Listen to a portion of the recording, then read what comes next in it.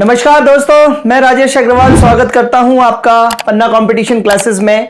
Static GK का part अपना विविध का पार्ट चल रहा है और जिसमें आज लास्ट भाग की बात करनी है, विश्व के प्रमुख संगठन एवं उनके मुख्यालय भाग 4।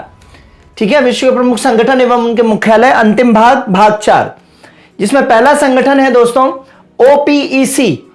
ओपीईसी मतलब organisation of petroleum exporting countries, organisation of petroleum exporting countries. ठीक है, मतलब तेल निर्यातक देशों का संगठन। ठीक है, इसका मुख्यालय है वियना, ऑस्ट्रिया। ऑस्ट्रिया की राजधानी वियना में, और स्थापना वर्ष है 1960।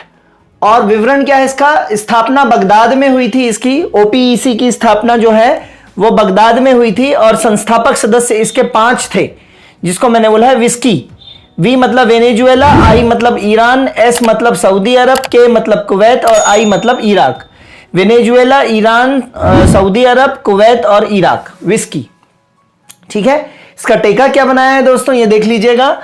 ओपेक में, ओपेक विस्की, ओपेक ग्लास में विस्की पी है 60 ml की। 60 ml का जो पैक होता है उसको पटियाला पैक बोलते हैं। 30 ml का जो विस्की का पैक होता है वो छोटा पैक होता है। ठीक है, अगर आप आबकारी अधिकारी जब बनेंगे तो ये सब चीजें जानेंगे। तो ओपेक ग्लास, ओपेक मतलब जिसके आर पार नहीं देखा जा सकता। ट्रांसपेरेंट का उल्टा होता है ओपेक, लेकिन ओपेक की स्पेलिंग ये होती है ना, ओपेक, QUE, ओपेक। मैं इसको ये ओपेक मान रहा हूं। ठीक है, तो ओपेक विस्की जो है वो 60 ml ग्लास में वियना, पीना को क्या बोल रहा हूं, वियना। तो ओपेक हो गया, 5 संस्थापक सदस्य देश हो गए विस्की। ठीक है, 1960 में स्थापना हो गया। तो 60 ml जिसको पटियाला पैक बोलते हैं। फिर पीना को बोलना है, आपको बोलते समय पीना है, और जबकि आपको ध्यान रखना है पियना मतलब वियना। तो ओपेक विस्की 60 ml में वियना, ओपेक विस्की 60 ml में वियना। खूब बार आया है दोस्तों, पीएससी में भी ये प्रश्न आया है कि ओपेक का हेडक्वार्टर कहां पे है, तो वियना, ऑस्ट्रिया। ठीक है, फिर दूसरा संगठन देखेंगे दोस्तों, राष्ट्रमंडल। राष्ट्रमंडल को इंग्लिश में बोलते हैं कॉमनवेल्थ। राष्ट्रमंडल में वो सारे देश शामिल होते हैं वो जो कभी ना कभी इंग्लैंड या इंग्लैंड जैसे देशों के संविधान के अंतर्गत जो देश आते हैं उन देशों के अधीन रहे हैं। ठीक है, राष्ट्रमंडल में कौन से देश आते हैं? वो सभी देश जो इंग्लैंड या इंग्लैंड जैसे देशों का जिनका संविधान है उन देशों के अंडर में कभी ना कभी उपनिवेश रहे हैं, वो राष्ट्रमंडल देशों के सदस्य होते हैं, कॉमनवेल्थ। हेडक्वार्टर ऑब्वियसली इसका लंदन होगा और स्थापना वर्ष है 1926। ठीक है, तो मैंने कोड क्या बनाया है, राष्ट्र की छवि। छवि मतलब 26, राष्ट्र मतलब राष्ट्रमंडल, तो राष्ट्र की छवि याद हो जाएगा, राष्ट्र की छवि। ठीक है, और इसमें विवरण क्या है, 1949 में भारत के जुड़ने के बाद राष्ट्रमंडल बना 26 में है, लेकिन 1949 में भारत के जुड़ने के बाद आधुनिक राष्ट्रमंडल कहलाने लगा ये। तो आधुनिक राष्ट्रमंडल का गठन कब हुआ? जब भारत 1949 में इस ग्रुप से जुड़ गया। ठीक है, तो ये राष्ट्रमंडल हो गया। नेक्स्ट राष्ट्रमंडल खेल होते हैं दोस्तों, इन्हीं देशों के होते हैं। नेक्स्ट संस्थान है गुटनिरपेक्ष। गुटनिरपेक्ष मतलब ना तो वो रशिया के ग्रुप में है ना अमेरिका के ग्रुप में है, उदासीन है दोनों ग्रुप से, और गुटनिरपेक्ष है मतलब NAM, NAM, non alignment movement, किसी की भी तरफ अलाइन नहीं है, ना रशिया की तरफ अलाइन है ना अमेरिका की तरफ अलाइन है, तो नॉन अलाइनमेंट मूवमेंट। ठीक है, इसका सचिवालय है दोस्तों, मुख्यालय ना बोल के सचिवालय काठमांडू में है, स्थापना 1961 में है। ठीक है, कैसे याद रखा है मैंने कि जो मांडू लोग होते हैं, मांडू लोग गुट बनाकर छेंक लेते हैं लोगों को। मांडू लोग जो होते हैं ऐसे, मांडू लोग जो होते हैं, मांडू लोग गुट मतलब गुट निरपेक्ष बनाकर छेंकते हैं। मांडू लोग गुट बनाकर छेंकते हैं, जबकि शेर लोग जो होते हैं वो अकेले ही काफी होते हैं। तो मांडू लोग मतलब, मांडू मतलब काठमांडू, गुट मतलब गुट निरपेक्ष, छेंकना मतलब 6-1 में बना है, तो मांडू लोग गुट बनाकर छेंकते हैं, याद हो जाएगा। पहला सम्मेलन दोस्तों इसका बेलग्रेड में हुआ था। गुट निरपेक्ष का पहला सम्मेलन कहां हुआ था? सर्बिया की राजधानी बेलग्रेड में। और ध्यान देंगे गुट निरपेक्ष बनाने में 3 नेताओं का सबसे ज्यादा योगदान है, नासिर, नेहरू, टीटो। आप ऐसे ही याद रखेंगे, नासिर, नेहरू, टीटो। नासिर ईरान के थे, नेहरू जो है वो भारत के थे, और टीटो जो है वो सर्बिया बेलग्रेड के थे। ठीक है, तो नासिर, नेहरू और टीटो ने मिलकर ही गुटनिरपेक्ष की नींव रखी है। ध्यान देंगे जरा गुटनिरपेक्ष के बारे में। ठीक है, तो मांडू लोग गुट बनाकर छेंकते हैं, 6-1 छेंकते हैं। ठीक है, नेक्स्ट संगठन है दोस्तों CIS, Commonwealth of independent states. Commonwealth of independent states, या हिंदी में बोलेंगे इसको स्वतंत्र राष्ट्रों का राष्ट्रकुल। स्वतंत्र राष्ट्रों का राष्ट्रकुल। राजधानी है इसकी मिन्स्क, बेलारूस में।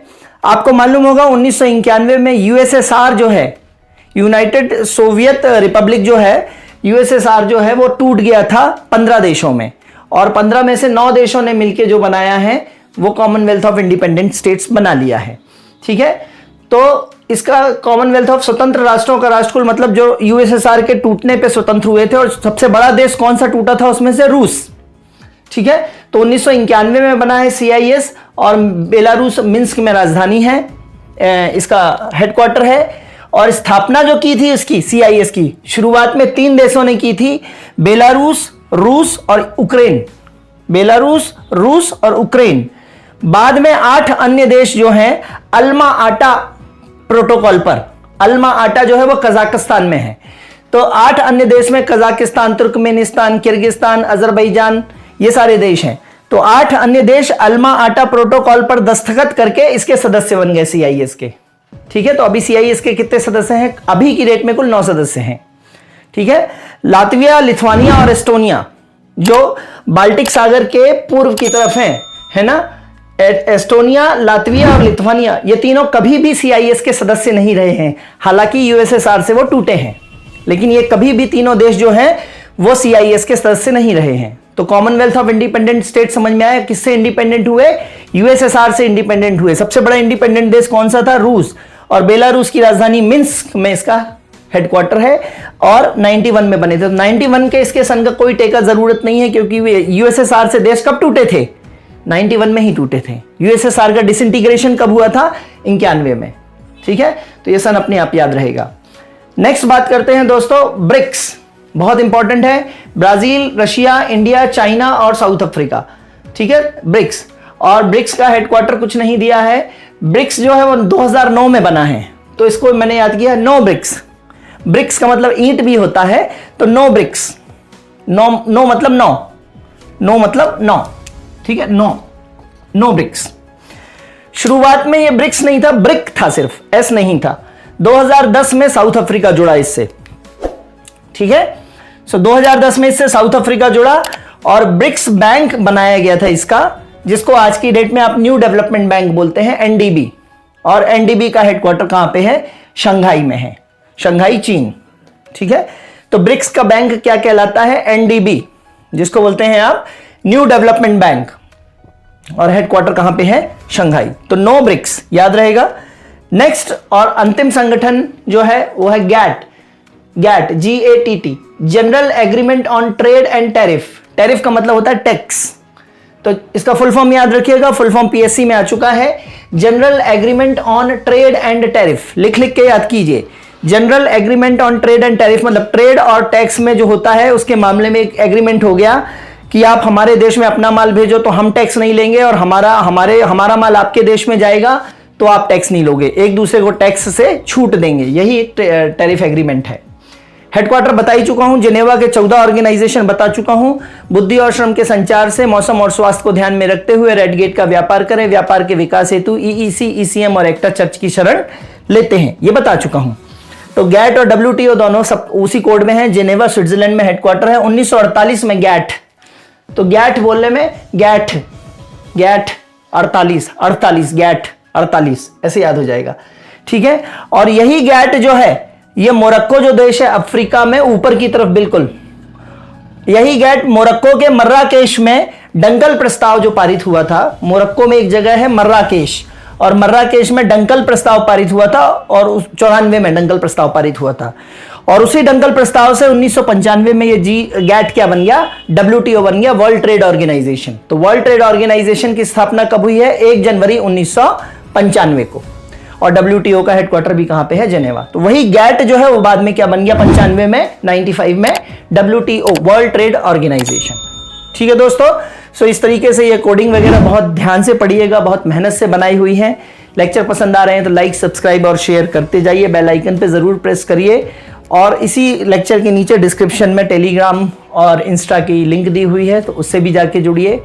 ठीक है, सारे पीडीएफ्स आपको वहीं मिलेंगे। सिर्फ पढ़ने पे फोकस करिए, पीडीएफ की चिंता मत करिए दोस्तों। ठीक है, अब जो संगठन बचते हैं वो यूएनओ के संगठन बचते हैं। तो अगला टॉपिक जो शुरू करेंगे वो अपन संयुक्त राष्ट्र संघ पढ़ेंगे और संयुक्त राष्ट्र संघ के संगठन पढ़ेंगे, जिसमें WHO पढ़ेंगे, मेट्रोलॉजिकल संस्थान पढ़ेंगे, बौद्धिक संपदा संगठन पढ़ेंगे। बहुत सारे संगठन जो है वो यूएन के पढ़ेंगे। ठीक है, ये इंडिपेंडेंट संगठन आज यहाँ पे समाप्त होते हैं। ठीक है दोस्तों, सो इसी के साथ में अपनी बात समाप्त करता हूं। धन्यवाद, गुड बाय, जय हिंद दोस्तों।